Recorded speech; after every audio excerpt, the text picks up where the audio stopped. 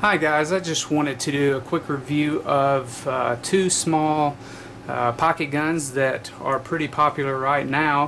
One being the Ruger LCP and chambered in .380 of course, and the other being the Sig Sauer P238 also in .380. There's quite a few differences in the gun, even though they're similar size and caliber, and I will touch on those. But I should first say the reason I acquired these guns is that a lot of times there are times I just don't want to carry a full-size gun on me, and there are times even in a compact 9mm that I just didn't want that added weight or bulk. And to me, a solution of always having a gun on me was being a compact .380 pocket gun, and we all know that a .380 on your person is going to be better than a larger caliber sitting at home in your safe. So with that being said, I was just going to talk about weight, and I have here a small tabletop weight, what should I call that, a scale, and I'm going to weigh a couple of different things here, so bear with me.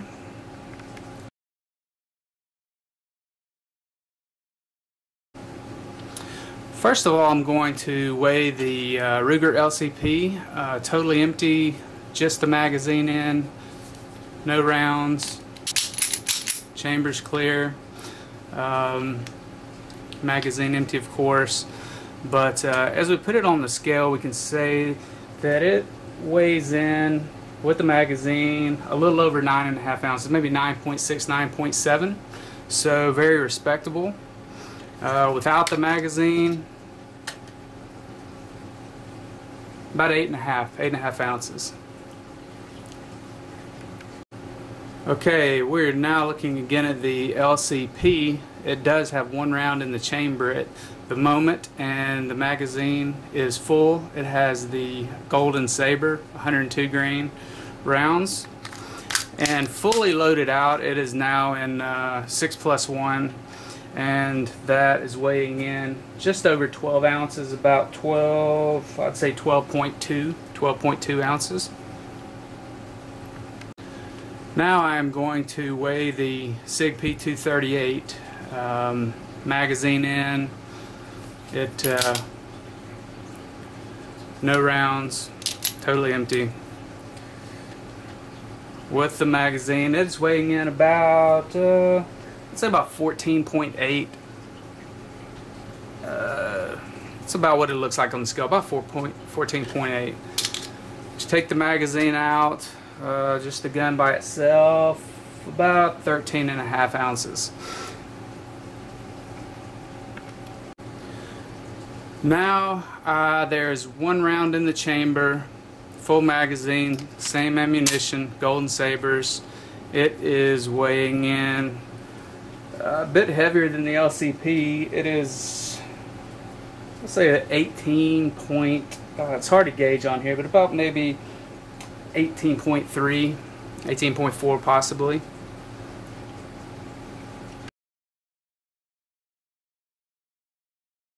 I'm just going to talk for a second about the fit and finish of the guns, kind of the feel of them, the ergonomics, and I'll just start with the Sig because of the two I do prefer it for the handling, the feel of it, the ergonomics. It just feels good in my hand.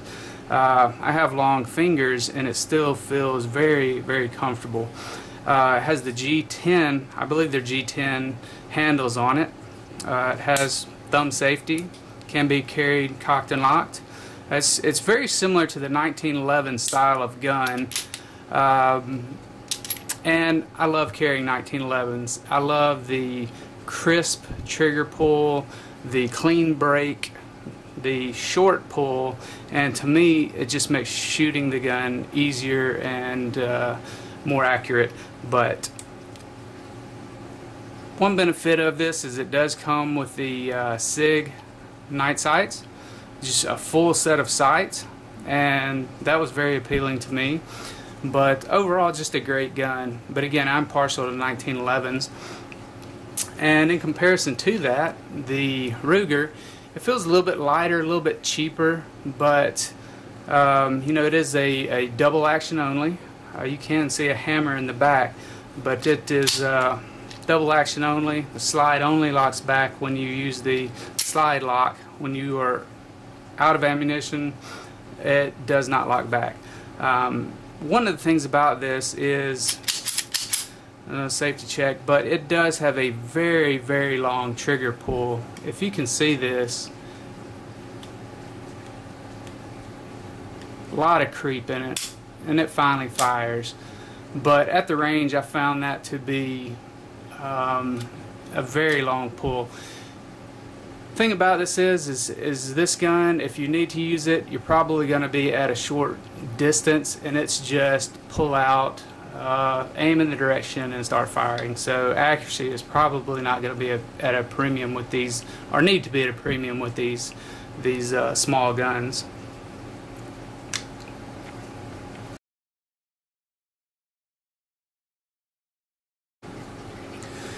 Takedown for cleaning of the guns is very similar. I found the Sig to be a little bit easier to take down, just for the simple fact that if you look at the LCP, there's a little the pin that you have to take out. You have to slide it back just a hair, but I found that I really could not get that out with my fingernail, so I had to use something such as a flat blade screwdriver to just kind of pop that out. And once you do take the little pin out, it's very easy to take down from there. Just like all of the guns, as you know, spring, guide rod, barrel. I'm not going to go into detail on taking it down that far, but then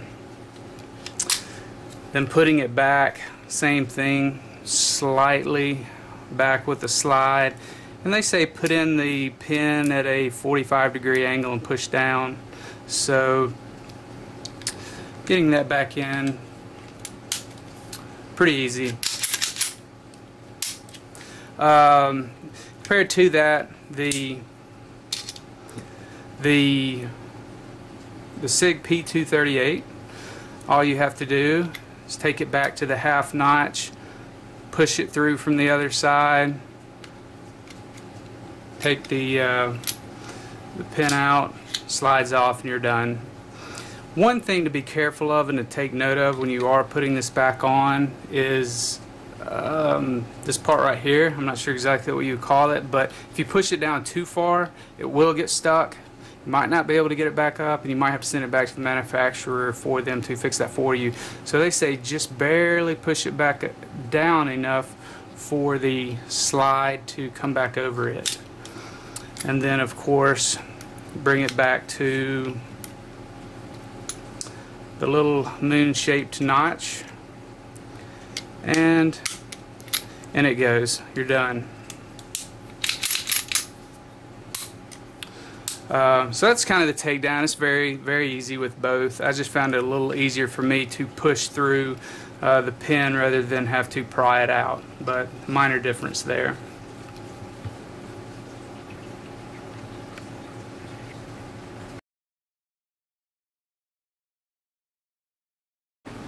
Now I'm going to briefly show some of the targets that I went and shot this morning, and I compared the two guns at different distances.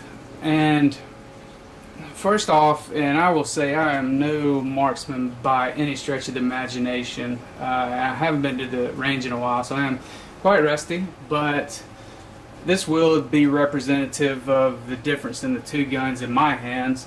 But this was looking at the P238 at 5 yards with Blazer ammo, and as you can see, I connected the longest lines with a red line, or the furthest two dots apart with a red line, and they were approximately 3 1/4 inch apart, so about a 3/4 inch grouping there. And if we move over to the Ruger, same distance, same rounds, it was about a 1 1/4 inch group, so a little bit more erratic than the Sig. If we move down to 10 yards with the Sig, same Blazer ammo, I had a pretty good grouping here, but I did pull one off, and from here to here is about 3 inches. Compared with the LCP at 10 yards, same blazer ammo, about a 4-inch point-to-point difference. So a little bit more inconsistent on that one as well. And if we move down to 15 yards with a P238, grouping was a little high and right, but it was about a 2.5-inch difference from the furthest points. So about 2.5 inches. Whereas with the LCP at 15 yards, you can see it was more sporadic, about 4 3/4 inch from here to here. And then I also did a rapid fire, just as fast as I could shoot it and reacquire the sights. And as you can see, the Sig, about a 2-inch difference from here to here. So a pretty tight pattern for shooting really quickly. With the Ruger, it was a bit more sporadic, about 3 3/4 inch from here to here.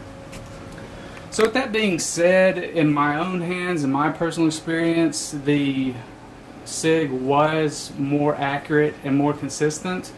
That was a very unscientific and very short test, but part of that is that the Sig has the full sights on it, and the Ruger is a little bit harder to line up.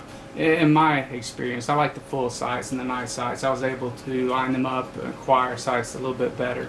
But that's just kind of a quick take on that.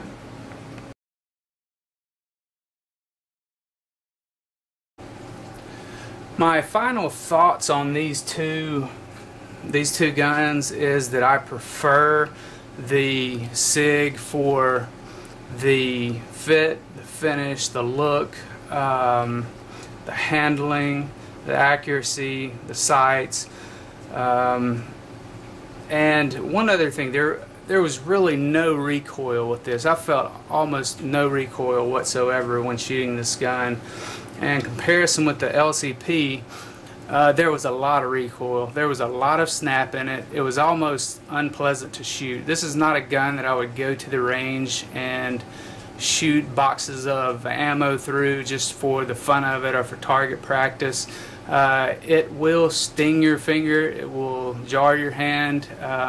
It is just not as pleasant to shoot as the Sig is. I could actually take the Sig to the range and have fun shooting hundreds of rounds through it. But that was my experience. But with that being said, the thing that I like about the Ruger is the little bit smaller size and the lightweight and the better concealability of it. If I'm wanting a light gun that I can carry every single where I go, and I just need something on my person, that might be a great option. One other thing I should mention is it comes with a little zip carry case. That was kind of nice just to throw in there. But I will probably carry the Sig more. But with that being said, if I just want a lightweight gun to wear with shorts in the summer, that t-shirt, I just want to be concealed and not even know I have it there. This was, I don't want to say half the weight of the Sig, but it was substantially less. So that's definitely one plus for the LCP. But that's just kind of a quick take on the two guns. Your experiences may be totally different, but that's my totally unscientific and test and review. So I hope you guys got something out of that. If you're looking at those two guns, then maybe it will help.